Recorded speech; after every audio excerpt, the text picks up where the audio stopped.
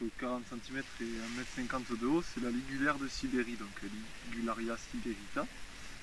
Donc une espèce qui est quand même rare en France, protégée sur tout le territoire national, qu'on retrouve principalement sur le Massif central et en Bourgogne et un peu dans les Pyrénées.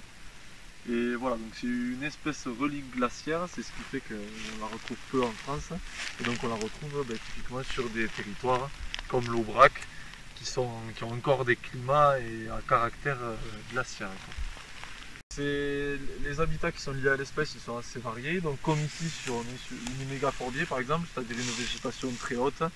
Et on peut la retrouver aussi très bien en bordure de lac, sur du bas marais, sur des tourbières de transition. Donc l'habitat sur lequel elle est, il n'est pas spécifique.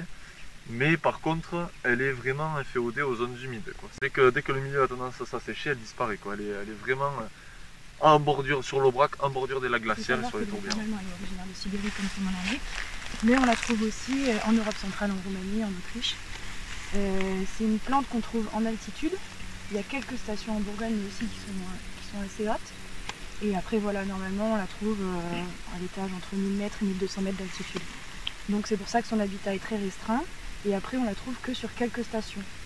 Donc elle est relativement rare, d'où sa protection. La ligulaire de Sibérie, elle est classée vulnérable selon les critères de l'UICN.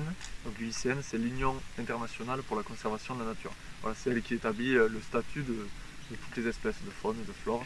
Et donc c'est en fonction de ces statuts-là aussi qu'on est amené à travailler sur des espèces qui sont vulnérables, en danger critique d'extinction, etc.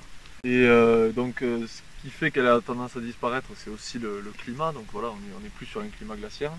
Et c'est ce qui nous a aussi amené à travailler sur cette espèce qui est d'intérêt communautaire prioritaire dans les critères de Natura 2000 cette fois-ci. C'est pour ça que nous, communauté de communes, on est amené à travailler sur cette espèce. Elle est inscrite dans notre DOCOB et elle est prioritaire. Sur l'Aubrac en général, donc, côté Aveyronais, côté Cantalien, on les connaît moins, et côté Lozère. Côté Aveyronais, il me semble qu'il y en a 4. Et côté Lozère, on en a 3 de connus, donc 2 qui se portent plutôt bien. Donc ici, on est sur la station principale. Et sur les roustières, on a une centaine entre 100 et 200 pieds suivant les années.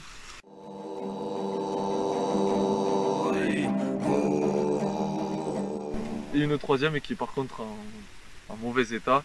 On n'a plus que 2 ou 3 pieds qui fleurissent ou pas suivant les années sur la tourbière de Sagno-Verdeau, et c'est une tourbière qui est pâturée. Donc c'est une espèce qui est très appétante pour les vaches et très sensible à la dent du bétail. Donc dès qu'on a une partie qui est pâturée, elle est en danger, quoi. On le voit très bien dans la maison d'éléphant qui a été mise ici en 1999. On remarque que de suite, dès qu'on passe le barbelé, si ce n'est pas trop humide pour que les vaches y pénètrent, elle disparaît parce qu'elle est abrutie. Elle avait pour objet d'étendre l'espèce, de permettre qu'elle puisse se développer. Et ça a marché, ça a très bien marché, puisqu'en 1999 on avait 83 tiges fleuries. Et cette année, on en a plus de 50 000 selon nos estimations. On a 3 stations différentes avec des populations différentes et des effectifs différents. Donc ici, c'est une grande station avec des milliers de pieds.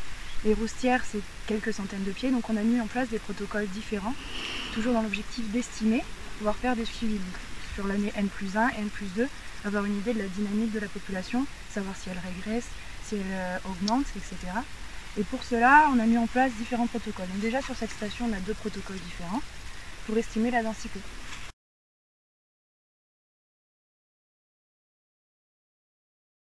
Le comptage des tiges fleuries s'est fait depuis 1999. Alors à l'origine c'était le CEN 48, le Conservatoire des espaces naturels de Lozère, et l'ALEP, donc une association de protection de l'environnement locale, qui faisait ce suivi-là. Donc il n'y avait pas de protocole précis, c'était juste un comptage des tiges fleuries pour avoir un ordre d'idée de son évolution. Donc voilà, ça a été fait en 1999 jusqu'à 2003.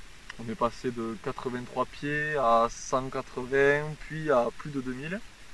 Et depuis 2003, rien n'avait été fait. Donc voilà, c'était aussi l'objectif de cette mission de Natura 2000 cette année, de vraiment estimer la population.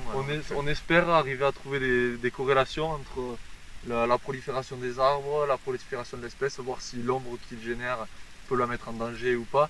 Mais à l'heure actuelle, elle se porte très bien, puisque depuis 2003, depuis 1999, lors de la mise en défense, elle a été multipliée par 600 la population.